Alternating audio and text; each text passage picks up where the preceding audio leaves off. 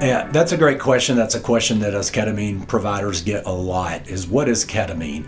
And so there's a couple of answers. There's an answer, what was a ketamine then and what is ketamine now? So ketamine is a phencyclidine derivative. It was synthesized in like 1963, so it's been around for a long time. It is FDA approved. For many, many years, we've used ketamine as an anesthetic drug, not necessarily to put people to sleep with the drug, but it's definitely used during surgery while patients are asleep. It provides a lot of pain management. Ketamine also used in veterinary medicine for many, many years to help vets work on larger animals without getting hurt or without the animal getting hurt. So that's more the then story of ketamine. I think the now story of ketamine and what we know, and I've been doing ketamine for about 5+ years. I've probably done about 9 or 10,000 ketamine infusions. So what we've known for about 8 or 9 years now, maybe even a touch longer, is that ketamine is extremely effective at treating depression, anxiety, chronic pain, and PTSD. Probably one of the best treatments on the market. It's extremely safe.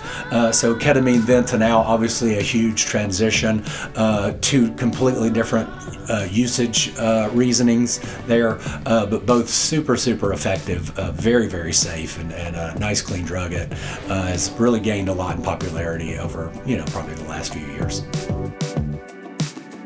Yeah, that's a great question. That's a question for the ages, because if you haven't heard of ketamine by now, doesn't mean you're doing anything wrong. It might be because you're not looking for it. It's not, I wouldn't say it's well known. It's certainly gaining in popularity, so much so that there's this kind of quiet movement going on in the country surrounding psychedelics. Psilocybin is being studied by Johns Hopkins.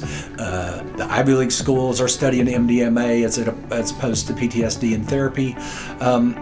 So, at this point in time, ketamine's still relatively unknown, but very secretly on the rise in this very quiet movement around psychedelics and their high effective rate for things like anxiety, depression, and PTSD, and even in ketamine's case, chronic pain. So although you may not have heard of it, take the time to look into it. Don't form your opinions based on, I heard it was a horse tranquilizer, or I heard it's, that it's very unsafe, that I'm going to become addicted to it. There's a lot of really neat things about ketamine that a lot of people don't know. First of all, how extremely benign the infusions are and how extremely safe they are.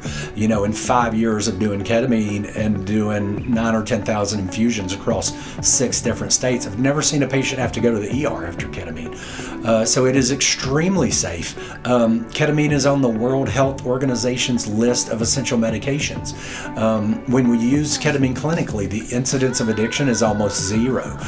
So there's a lot of things, I would really encourage you to do your research, dig deep, or call a professional like myself, have us explain it to you.